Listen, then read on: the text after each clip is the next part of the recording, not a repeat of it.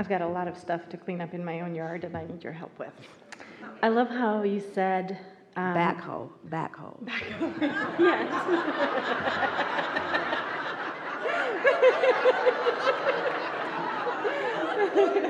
Can get a lot done fast that way. Yeah. And that's the leverage that we're talking about tuning into this non-physical. There is a leverage that makes it possible to do big sweeping things with very little effort once you get to the basic understanding, which you're already at. We're just going to point it out to you. I really liked how you said master maintaining that vibrational harmony. That sounds so beautiful to me. And another way of saying it is I care how I feel. I care how I feel. And so I focus because I care how I feel. Mm-hmm. Right now I feel like I have all the right cake ingredients in the pot. Yeah. It's a bit of a gooey mess. Yeah. So what I did about 3 months ago, I got recruited by a much bigger company, and so I took my whole team. We transitioned to working at a new company. And so it worked out perfectly. All the right people, they really took care of us great. We got an amazing sign-on bonus. My whole team has been taken care of, and so we're in the right place. So all the right ingredients are there. I'm in sales. At my old company, I was always kind of like the top producer. And so I feel like when we got recruited, even though it's a much bigger company, there's an expectation that I'm sort of going to sweep in there and I'm going to be their top producer and I'm going to do big things for them. Well, if we were standing in your physical shoes, we would not be measuring our production against any other person, because that trains you to look in the wrong places for alignment. Now, maybe their high production caused you to put higher production in your own vortex. Mm-hmm. And so maybe you have desires in your vortex that you are not quite living up to. Maybe that's the gap.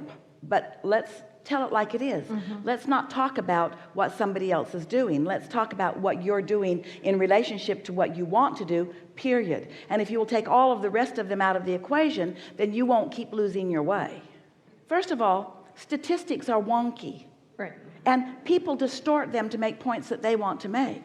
And while the competitive spirit might be helpful in step one, because by seeing what's going on around you, it does sometimes make you raise your own expectation of yourself. Mm-hmm. There is more resistance in that attitude of competition and measuring yourself against others than there is value. The measurement that you want to be aware of is the measurement between your own desires and how you feel about your own desires. And the thing about comparing yourself to others' results, this is the thing. We've talked with all of you about this before, but let's just say it right here in the beginning. Turning this vibration into thought, and then these thoughts into action, and then these actions into culminations. This process, this delicious process of becoming. Well, what people are measuring in the competitive or competition is the manifestations over here. And we think that it is really a crazy thing to be measuring the full-blown manifestation of someone else against the vibration of your desire. Because your desire is huge, and it's going to come to huge and huge and huge results.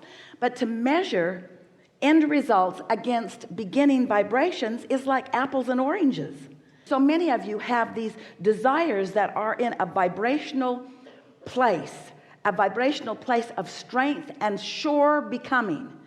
But then you measure this, which hasn't manifested into something that you can see and hear and smell and taste and touch, against something that somebody else has already manifested into something that you can see and hear and smell and taste and touch. And you stop this right there in its tracks in your lackful comparison. You just got to stop doing that. You just got to know that once it's there, it's a sure thing. And don't measure against any statistics other than the statistical information that your own emotions are giving you. So if someone says, how are your sales today? I don't know, but I'm sure happy.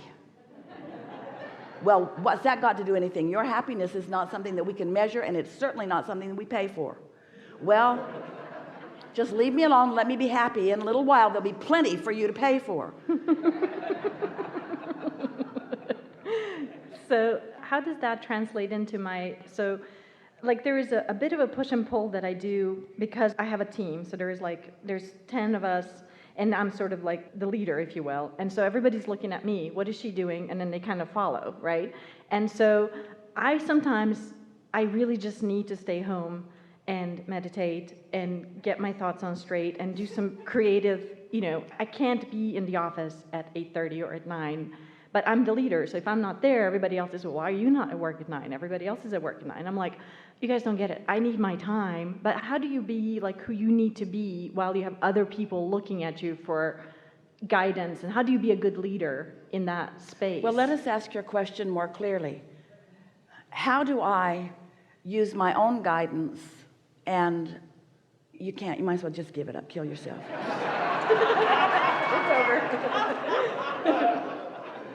Well, what you're really asking is, how do I keep what others are thinking about me from interfering with my alignment? And we say, you got to get in your alignment first. This is going to be the message of this day and the next day and the next day and the next day and the next day. Because if you do bite the bullet, so to speak, disregard what their response to you is, and get yourself in the receiving mode where the ideas begin to flow to you, then your demeanor, your attitude, your well-being, your productivity, and your results will all skyrocket. And they will all say to you, how is it that you do this? And you will say, well, these are the things that I do. I've stopped worrying about what anybody else thinks about me. And I care not just primarily, I care only about my vibrational alignment with my sure-fired intentions. But this is a lot to grasp. Some of you have been listening to us for a while. Esther told someone the other day, she's just now beginning to understand personally what we've been saying for all of these years. Let us put it to you in the easiest way that we can find. There's alignment with who you are, and there isn't. There's allowing, and there's resistance. There's being in the vibrational place of receiving, and there's being off from that. In other words, it just can't be more clear about that. So as you're moving through your day and you realize, because your guidance system has told you that you're not in alignment, usually by the time you recognize that, there's so much that's gone on that this day and the momentum of this day is most likely just going to have its way with you. Esther remembers being with a girlfriend, when they were in high school, and they climbed up the hill where the big S was written on the side of the mountain up behind the football field. And they just messed around up there all day, and they found there's a big old boulder up there, and it looked precarious. And Esther said, I'll bet we could push that. And her friend said, yeah, I bet we can too. And Esther thought, it weighs as much as a car. It was big, a big, big boulder. But it was just enough of the soil had eroded around it that it looked really precarious. So they just pushed on it a little bit, and it rolled down the mountain, bounced across the highway, and into the river. And they scampered home because they knew it was only by the grace of something that they didn't deserve that they didn't kill somebody on the highway with that boulder. And there would have been no way to stop it. And that's sort of what we want you to understand. Once your vibration and your emotion goes south, go to bed. Or do whatever it takes, because it's not likely that you're going to do anything about it. So the reason for this dramatic story is, care about the way you get started. Get up earlier and do your meditation.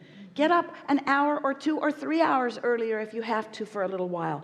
Get on the other side of this. Get in tune with who you are. Get tuned in, tapped in, turned on. Get feeling good. Make your list of appreciation of your team. Make your list of appreciation of their talents. Make your list of appreciation of yourself. Make your list. Get your own momentum going before you even begin to enter that environment. Get yourself in the receiving mode. That's what we're saying. And when you're in the receiving mode, ideas will flow to you. But that's not to say that you won't get there sometimes and meet up with something that will bother you so much that it's still, in other words, it takes a while for you to master this. It takes a while for something to no longer get your goat. It takes a while. Esther left her house where she has been getting ready for a long time for something fun that's coming up, and she left a fairly substantial but easy to accomplish list with someone newly hired to take care of it, and was gone for 47 days. And when she got back, he had done so little on the list that she couldn't believe. She put a mirror under his nose to see if he was still breathing. How can this many days go by and this little tiny bit be accomplished? And the first day she tried to talk herself back into alignment and did fairly well. But after 2 days of roaming around and seeing how many things were left incomplete that had been so easy to do, and then Esther just kicked it into high gear and started making phone calls and got the things done that she wanted to have done, and got madder and madder and madder and madder and madder and madder and madder at herself for hiring this person who is incapable of doing what she thought he should be able to do. Now, that was a big old boulder rolling down the mountain. Except that one killed people on the way. Now, Esther is, we would say, a master at alignment. She's a master at alignment. She's good at controlling her own vibration most of the time. She said to everyone that would come near her,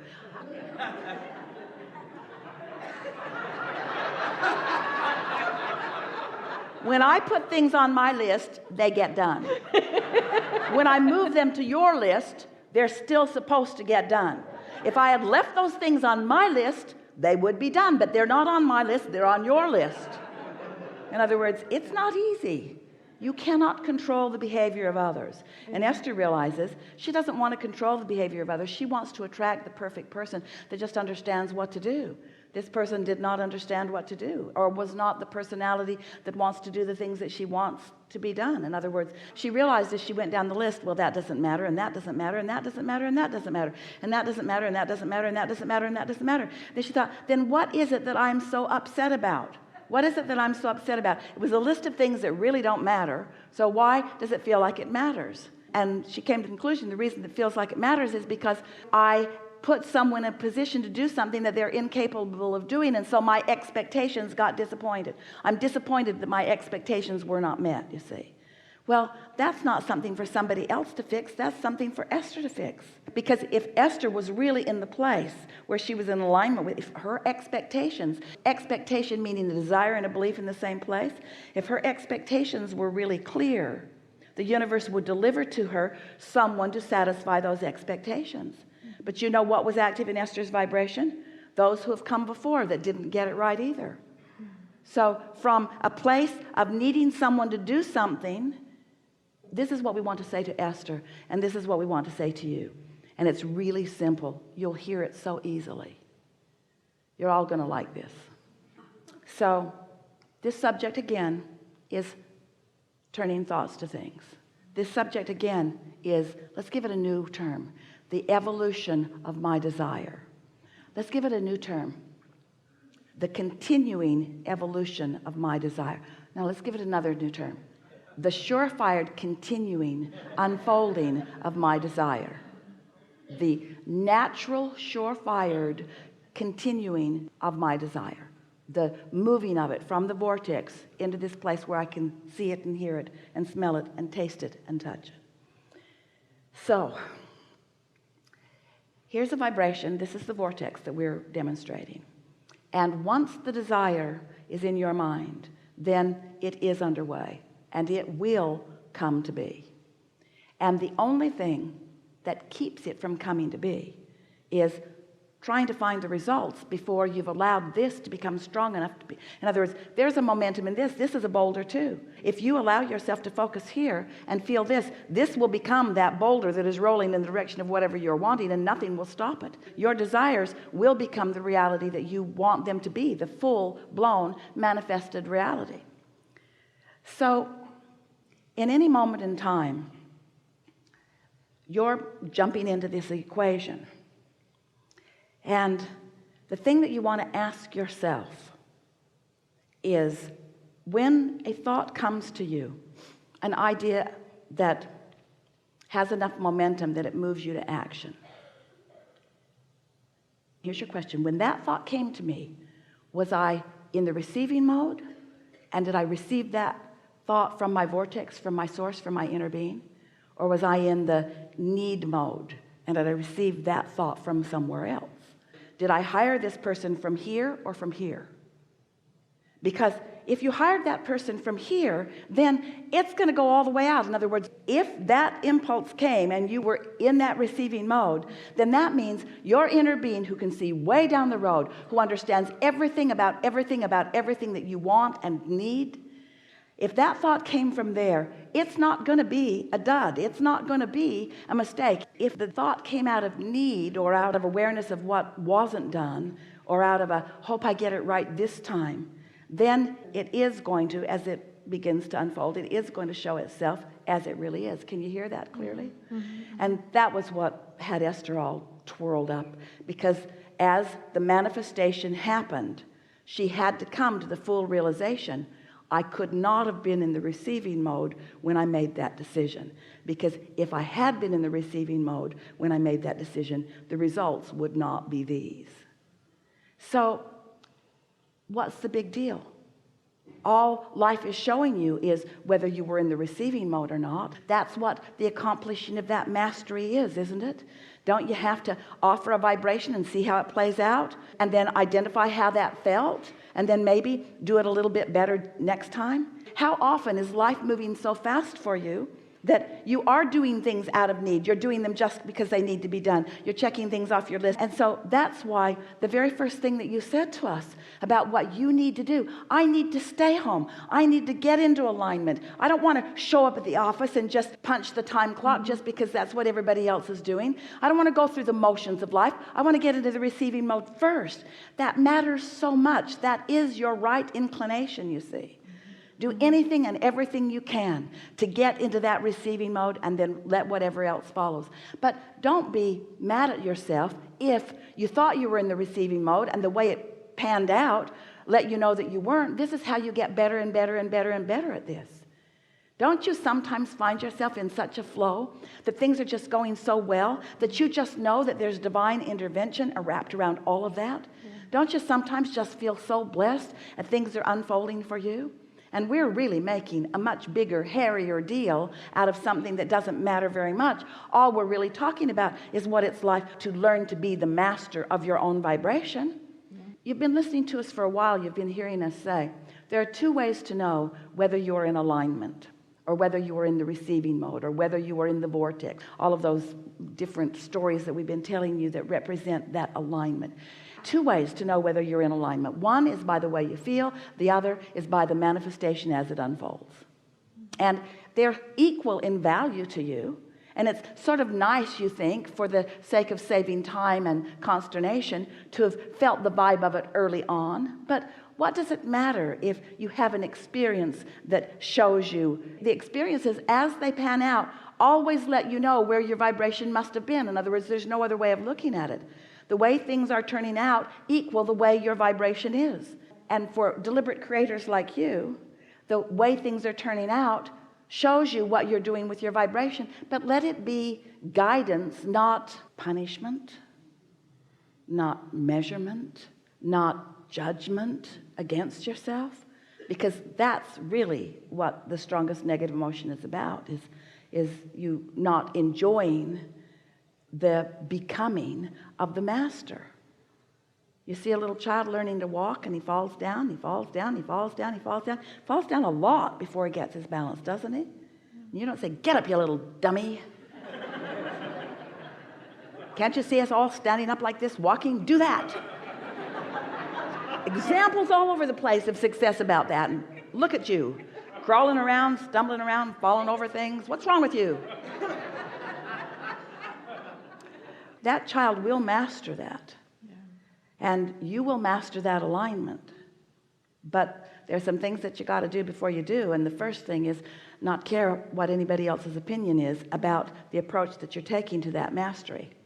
Because if you don't take the time to get yourself tuned in, then nothing else will follow. Nothing else will follow in the way that you mean for it to.